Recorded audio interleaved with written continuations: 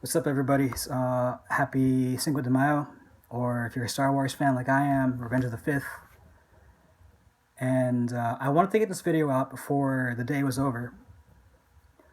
And it will be a tutorial of the Imperial March, my version for the uke. And I've always loved Star Wars growing up as a kid. Part of why I got Disney Plus was to watch the Clone Wars and the Mandalorian. So, huge fan. As for my other tutorials, I'm gonna again go over the key the song is in. It's actually the key the OG song is in, so it's even better. Bonus points. I'll go over some of the techniques that will be in the song. I'll go over the chords. And I'm gonna start with a rough playthrough through the song. Okay, so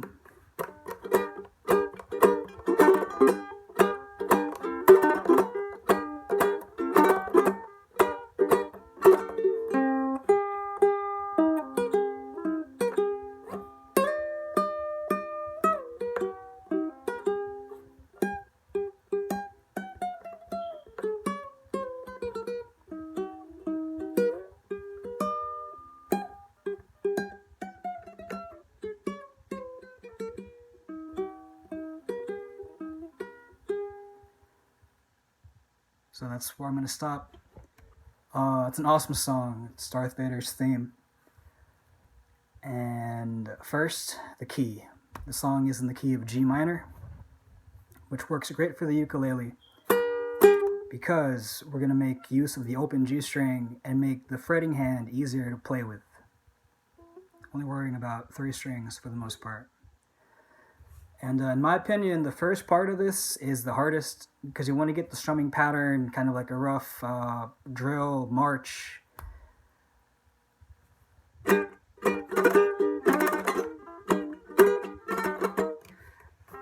Not very clean there, but the chords you'll be using for that part will be G minor,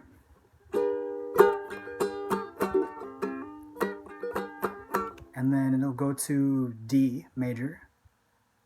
Or you can even use E flat major.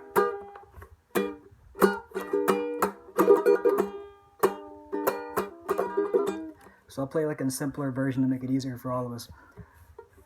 So you just play G minor.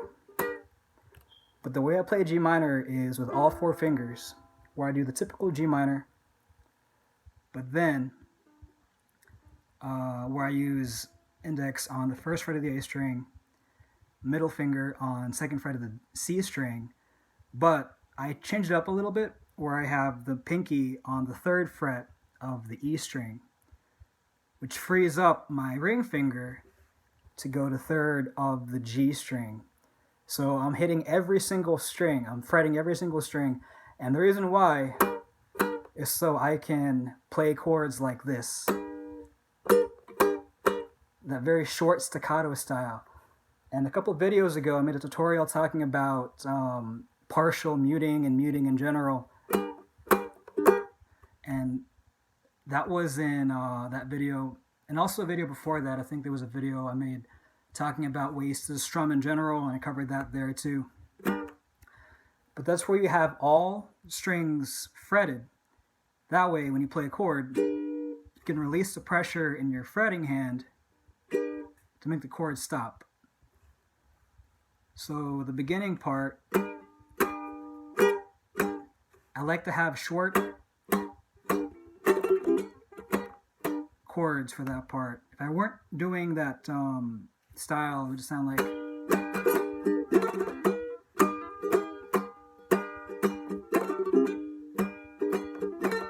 which is fine too, but I like it better when it's short because it has more of that march feel, which is why the song is called Imperial March. So you play that, and then you just do a rapid strum when you switch chords. So I play G minor, and then I switch to a D major chord, and then back to G minor, and then D again. Or you can also do it with E flat major.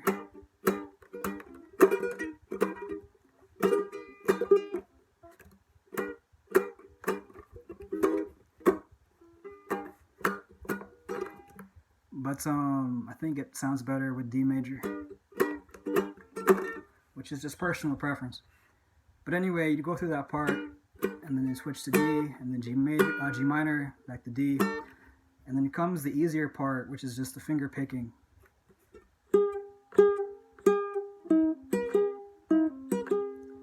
So that first part is 3rd fret, or even open G if you want to, but I like fretting the 3rd of the E string.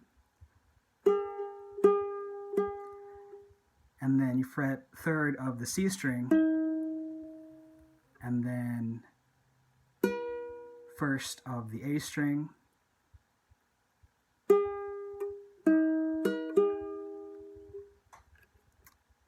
and then 3rd of the E string again.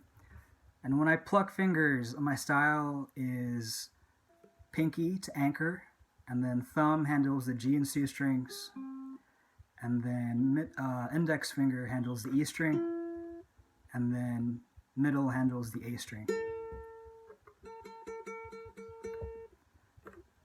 So again, 3rd of the E, and then 3rd of the C, 1 on A,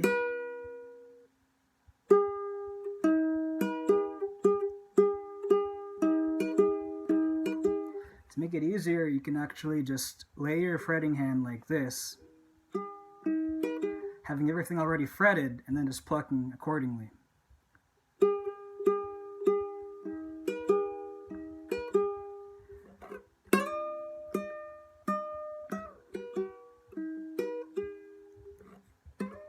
So this next part is I slide from 3rd of the A to 5th of the A, but that's not necessary. You can just go straight for the 5th.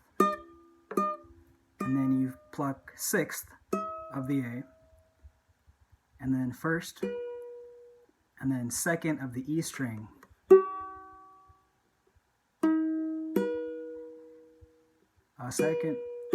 First of the A, 2nd of the E, and then 3rd of the C, and you pluck the A string again, and then you end with either an open G or 3rd of the E string. Same note, so it doesn't matter.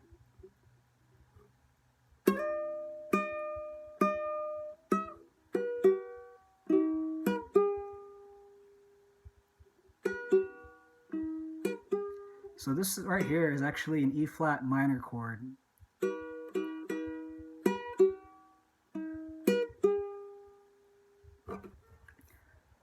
Which is actually going to be a big part of the song coming up later. And then comes the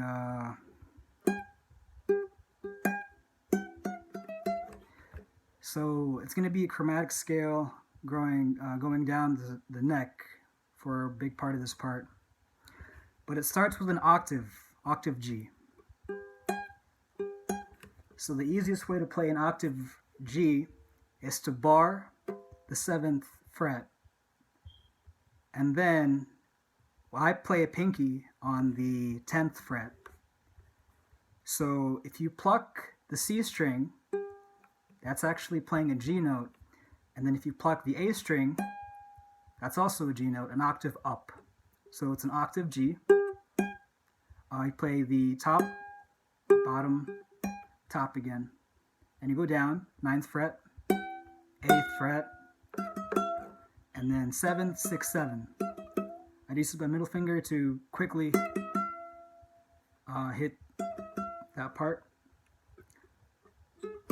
And then this part's actually a D flat minor chord, but the easiest way is just fret. You can fret the entirety of the 4th fret if you want to, but you're only hitting 2 notes. So I'm just going to fret the E and A string of 4th fret of the E and A string,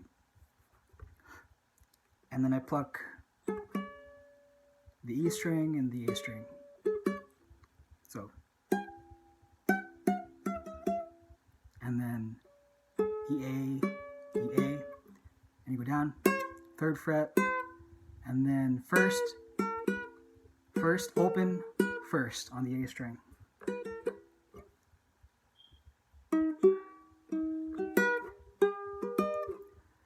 So this is that E flat minor chord coming back, where you fret first of the A string, and then the second of the E, third of the C, and you just go up.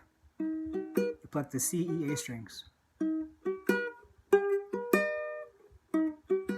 And then you take that whole chord shape and you slide it up 1, 2, 3, 4 frets. And now you're playing a G minor chord. So E flat minor, and then G minor.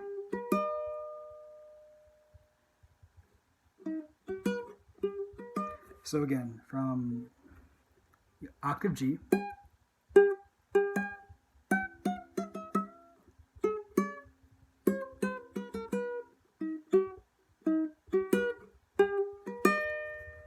and then it goes through it again.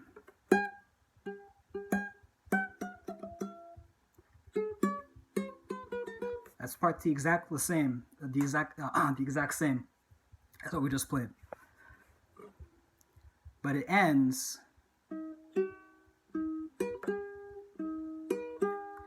with that same chord as before. This is an E flat major chord.